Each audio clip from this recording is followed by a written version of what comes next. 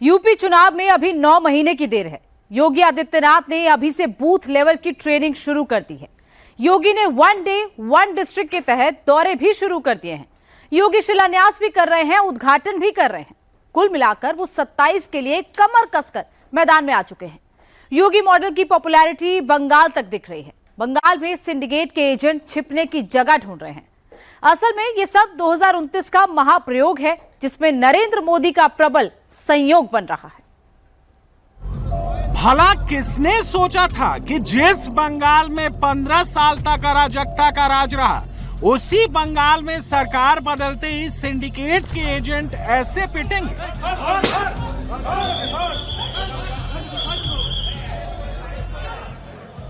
काला कानून चल रहा है, यहाँ पर लोगों पर जुल्म ढाया जा रहा है। प्रोटेस्ट इसलिए खास कम्युनिटी पर एक्शन लिया जा रहा है।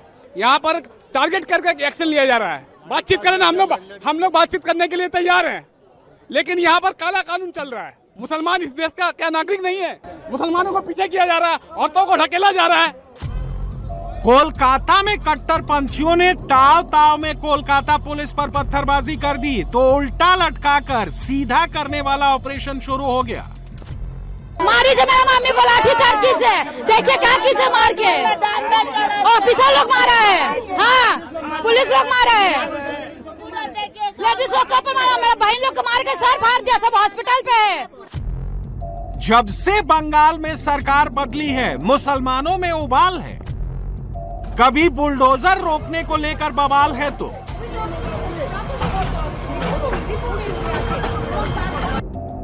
कभी सड़क पर नमाज रोकने पर संग्राम है। अवैध जमायत हुआ था जब पुलिस जब हटाने गया था, पुलिस के ऊपर अटैक हुआ था। पुलिस का जो एसओपी है, पुलिस वो एसओपी मुताबिक कार्रवाई किया है।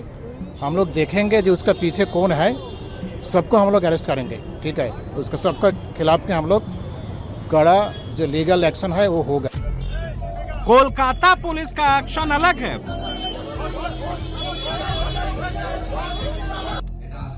मुख्यमंत्री का एक्शन अलग है।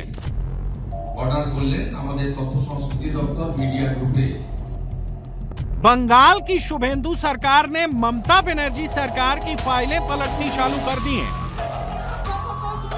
ममता बनर्जी की पुरानी फाइलों में ऐसा क्या है? क्या सरकारी फाइलों में ही ममता का वोट बैंक है? क्या फाइल पलटने से ममता का वोट बैंक हिल जाएगा? क्या ममता के वोट बैंक पर बीजेपी की नजर है? क्या शुभेंदु ने टीएमसी की कमजोर नस पकड़ ली है? क्या ममता अब कभी वापसी नहीं कर पाएंगी? ममता बनर्जी बहुत टेंशन में है। वो हाई कोर्ट तक चक्कर लगा रही हैं। ममता को अपनी पार्टी टूटती हुई दिख रही है। 4 मई के बाद अभी 2 हफ्ते भी नहीं बीते हैं, मगर दीदी की बेचैनी बहुत बढ़ गई है। ममता अपनी पार्टी को एकजुट रखने की कोशिश कर रही हैं। इसके लिए दीदी ने आखिरी दांव चल दिया है। भवानीपुर में अपने घर पर ममता ने टीएमसी के सभी कैंडिडेट्स के साथ मीटिंग की। इस मीटिंग में कहा कि जो लोग टीएमसी छोड़कर जाना चाहते हैं वो चले जाएं। वो अपनी पार्टी को फिर से खड़ा कर लेंगी। जरूरी हुआ तो टीएमसी ऑफिस की दीवारों को अपने हाथों से पेंट करेंगी, लेकिन मैदान नहीं छोड़ेंगी।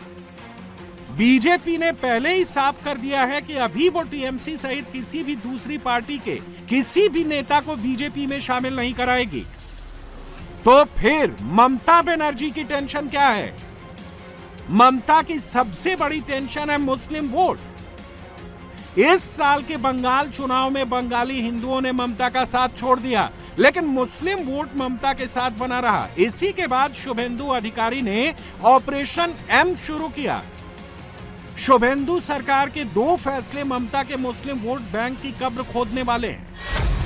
शुभेंदु सरकार का पहला फैसला 75 मुस्लिम और 2 हिंदू जातियों को दिए गए ओबीसी स्टेटस को रद्द करने के कोलकाता हाई कोर्ट के फैसले को लागू करना और इस फैसले के खिलाफ सुप्रीम कोर्ट में की गई अपील को वापस लेना। शुभेंदु सरकार का दूसरा फैसला 2011 से 2026 के बीच जारी किए गए 1 करोड़ 69 लाख जाति प्रमाण पत्रों की दोबारा जांच करना। शुभेंदु अधिकारी सरकार के दोनों फैसलों का संबंध ममता बनर्जी के मुस्लिम वोट बैंक से है। मुसलमानों के साथ साथ इनका संबंध बंगाल के पिछड़े यानी हिंदू ओबीसी जातियों से भी है। 15 साल पहले 2011 में बंगाल की सत्ता में आने के बाद ममता बनर्जी ने 75 मुस्लिम जातियों को ओबीसी कोटे में शामिल कर दिया था। इस बीच ममता ने केवल 2 हिंदू जातियों को ओबीसी कोटा दिया। मुस्लिम समाज के किसी भी उलेमा, किसी भी मौलाना से पूछकर देख लीजिए, वो यही कहते हैं कि मुस्लिम कौम जातियों में नहीं बढ़ती, मुस्लिम कौम एक होकर रहती है।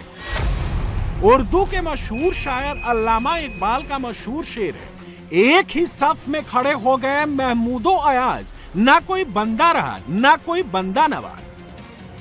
इकबाल के इस शेर का मतलब है कि महमूद गजनवी और उसके गुलाम अयाज जब नमाज पढ़ने के लिए खड़े होते हैं तो दोनों एक ही लाइन में होते हैं, यानी उस समय ना कोई बादशाह होता है और ना कोई गुलाम।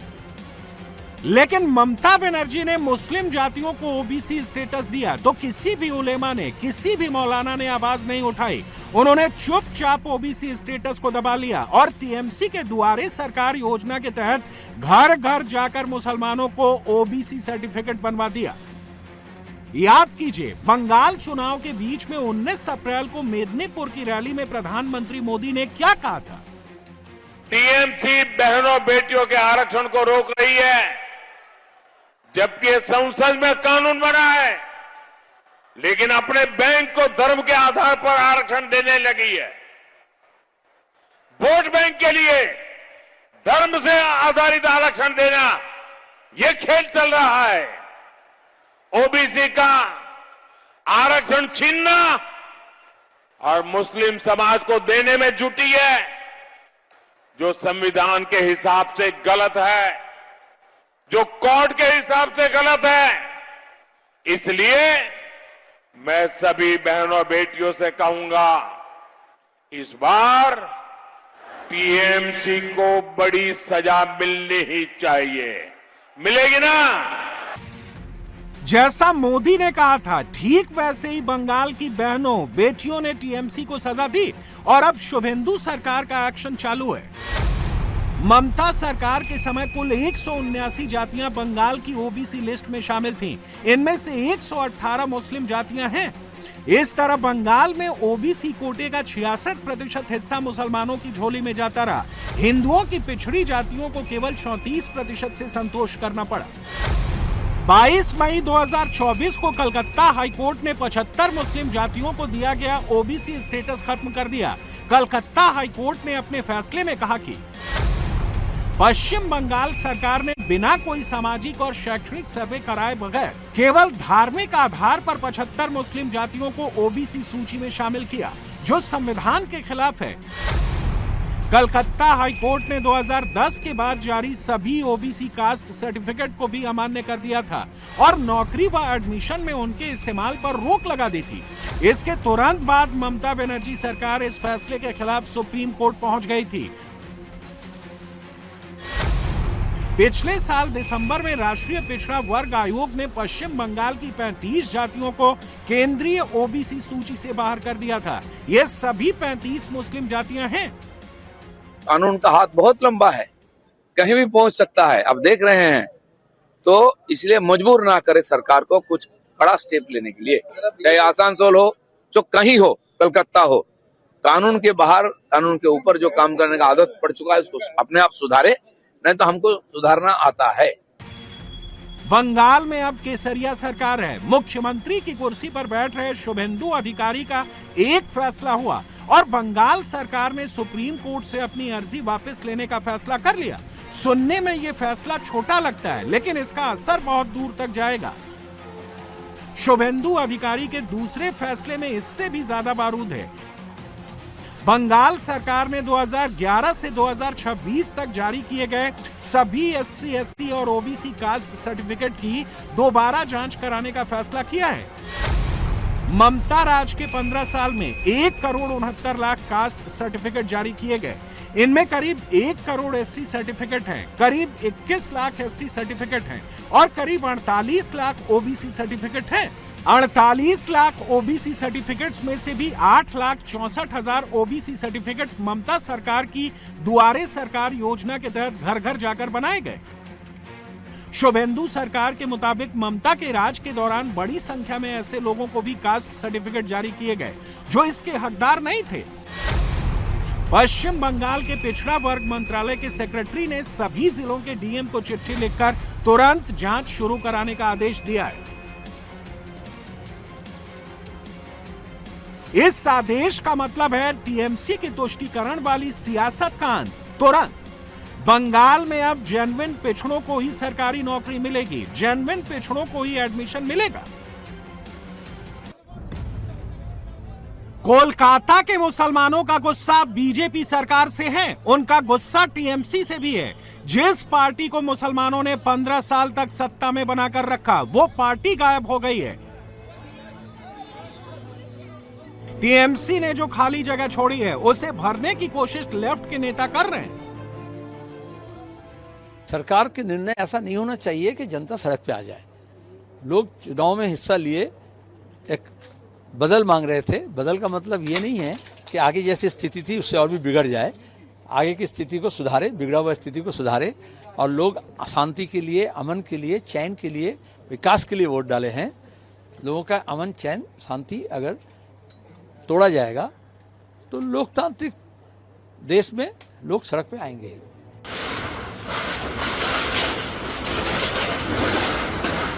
बंगाल में वही बुलडोजर आया है जिसे योगी आदित्यनाथ यूपी में पिछले 10 साल से चला रहे हैं।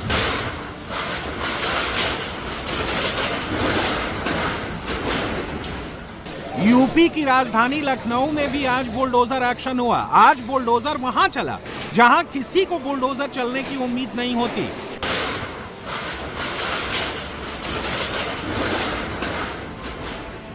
योगी सरकार का bulldozer Lucknow old high court के बाहर वकीलों के चैम्बर पर चला।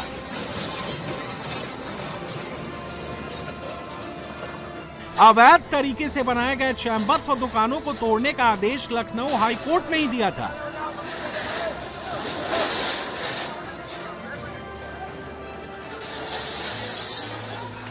हाई कोर्ट के आदेश पर वकीलों के 240 अवैध चैम्बर्स को तोड़ने के लिए नगर निगम के बुलडोजर पहुंचे तो वकीलों ने हंगामा काट दिया।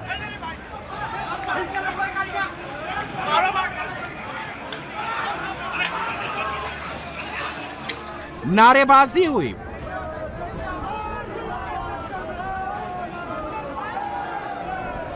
पुलिस पर पथराव भी हुआ।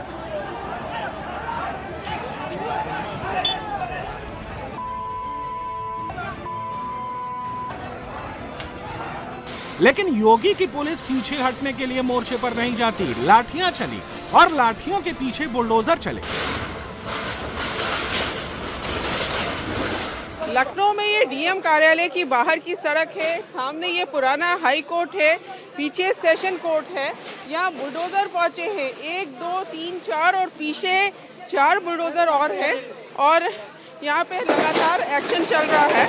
ये सड़क के किनारे फुटपाथ पे जो चैम्बर्स बनाए गए थे या जो फोटोकॉपी की शॉप थी, वो सब इस तरह से गिराई जा रही है। तो ये जो नाला देख रही, नाला ये नाला रोड नहीं है, इस नाले को पाटा गया है और ये किनारे हम लोगों ने चैम्बर किसी तरीके से बनाए हैं कि आदमी अपनी रोजी रोटी चला ले। जो वकील इतनी महंगी पढ़ाई पढ़ के आ रहा है उसको बैठने की उचित व्यवस्था नहीं है। लाखों रुपए के चैम्बर बिक रहे हैं, सरकार कोई व्यवस्था नहीं कर रही। सेंटर बार में सालों पहले चैम्बर बनाए गए, उनका अलॉटमेंट आज तक नहीं हो पाया। इस पर सरकार ने कोई ध्यान नहीं दिया। खाली कर दिया, लेकिन ये है कि बताइए खाली करके हम लोग जाएंगे कहाँ? इतने साल से रह रहे हैं और लखनऊ में हर जगह अवैध कब्जे हैं। खाली वकीलों ही के चैम्बरों में अवैध कब्जे नजर आए। अब वो तो कह रहे हाई कोर्ट जगह दें हम लोगों को। जिन लोगों को लगता है कि योगी का बुलडोजर केवल मुसलमानों पर चलता है, वो लखनऊ की इन तस्वीरों को अच्छे से देख लें और वॉल्यूम बढ़ाकर सुन लें।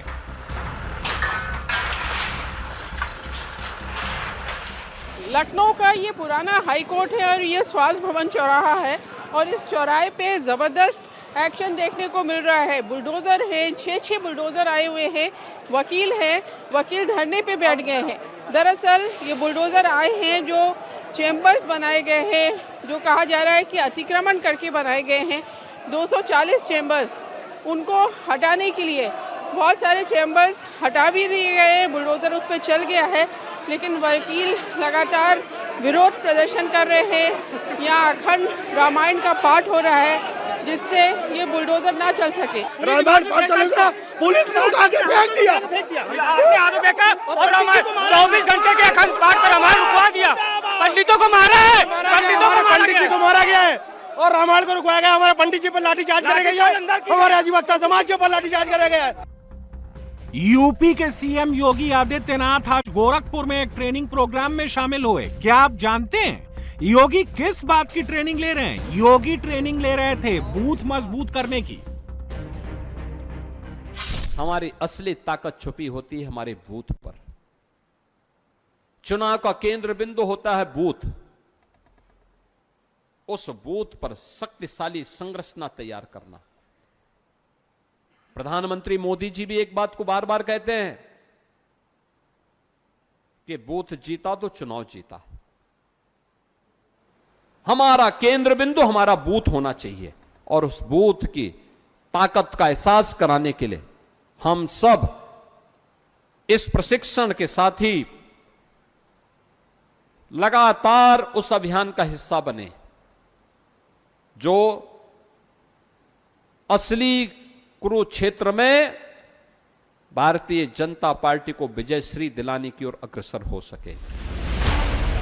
यूपी के चुनाव में अभी 9 महीने की देर है। योगी आदित्यनाथ अभी से 2027 की तैयारियों में जुट गए हैं।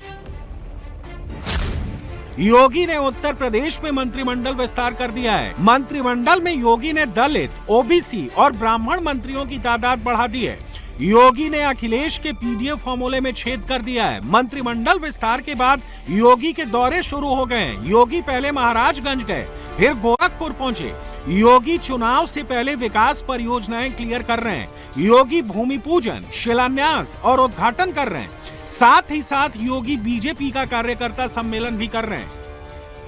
चुनाव जीतने वाली बीजेपी की महामशीन एक दिन में नहीं बनती, ना ही एक दिन में कोई पार्टी चुनाव जीतती है। बीजेपी की महामशीन सालों भर चलती रहती है। वो धीरे धीरे आगे बढ़ती रहती है, तब कोई उसे नोटिस नहीं करता। जिस दिन चुनाव का रिजल्ट आता है उस दिन सब चौंक जाते हैं।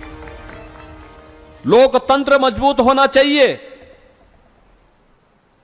परिवारवाद से ऊपर उठ करके, क्षेत्रवाद से ऊपर उठ करके, जातिवाद से ऊपर उठ करके, किसी भी मत और मजहब से ऊपर उठ करके हम देश के बारे में सोच सकें। अकेले भारतीय जनता पार्टी, जिसमें एक बूथ का अध्यक्ष भी एक समय भारतीय जनता पार्टी का प्रदेश और देश का अध्यक्ष भी बन सकता है और प्रधानमंत्री और मुख्यमंत्री भी बन सकता है, ये केवल भारतीय जनता पार्टी में संभव है। क्योंकि यहां पे परिवार नहीं बल्कि पार्टी और कार्यकर्ता मायने रखता है। लोकतंत्र, आंतरिक लोकतंत्र उतना ही मजबूत है। योगी आदित्यनाथ देश के सबसे बड़े सूबे के सबसे पावरफुल चीफ मिनिस्टर हैं। योगी का बुलडोजर मॉडल देश भर के लगभग सभी मुख्यमंत्रियों ने अडॉप्ट किया है। योगी का 80-20 का फॉर्मूला बीजेपी ने पूरे देश में लागू किया है। योगी के 80-20 मॉडल की कॉपी करके ही बीजेपी ने बंगाल चुनाव में 70-30 किया और असम का चुनाव बीजेपी ने 60-40 करके जीता। 27 में 80-20 की कामयाबी का मतलब होगा योगी आदित्यनाथ के लिए जीत की हैट्रिक, अखिलेश यादव के लिए हार की हैट्रिक और राहुल गांधी के लिए हाशिए की हैट्रिक। फर्स्ट इनिंग में योगी का स्कोर था 312, सेकेंड इनिंग में योगी का स्कोर 255 था, थर्ड इनिंग के लिए योगी का टारगेट 300 प्लस है। बंगाल चुनाव के बाद यूपी में योगी आदित्यनाथ ने जितने भाषण दिए हैं उनको गौर से सुने तो कुछ चीजें क्लियर होती हैं। 27 का चुनाव योगी अपनी स्ट्रेंथ पर लड़ेंगे। 80-20 का फॉर्मूला होगा, परिवारवाद का मुद्दा होगा, लॉ एंड ऑर्डर का डंडा होगा, बुलडोजर का एक्शन होगा, जाति की जगह धर्म का समीकरण होगा और बूथ मैनेजमेंट पर जोर होगा। यूपी का चुनाव अभी योगी के हाथ में है। जब क्लाइमेक्स का टाइम आएगा तो बागडोर मोदी के हाथों में जाएगी। बीजेपी का यही नियम है, योगी भी उसी नियम से बंधे।